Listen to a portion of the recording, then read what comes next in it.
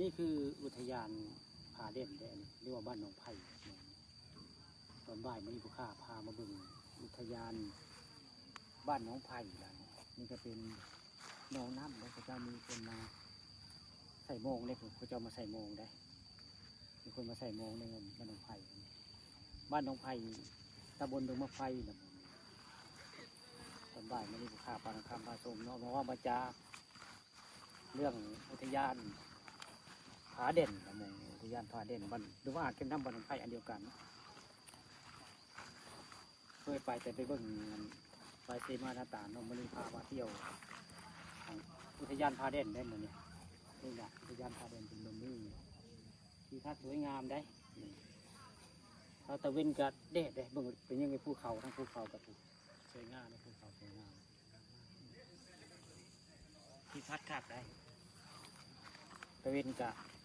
บ่ายใกล้ค่ำแล้วง่ายมันมีภูเขาพาผู้ติดตามมาเบิ่งที่ทัดสวยงามอุทยานผาเด่นมันขักได้พระเจ้าจะเขียนป้ายได้เขียนป้ายว่าอุทยานผาเด่นให้ลมนั่น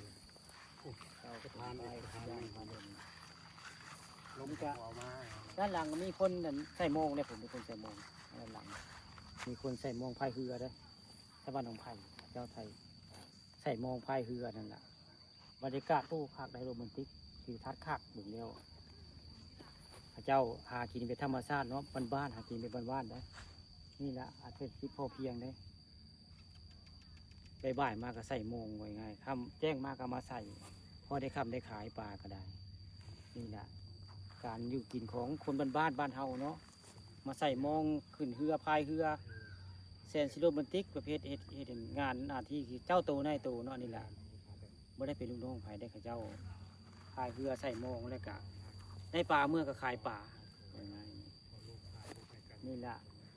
เก็บน้ำบ้านหนองไผ่แหละอุทยานผาเด่นแหละผู้ข้าพาคำพาชมเอาเรื่องจริงผ่านจอมาให้เบิ่ง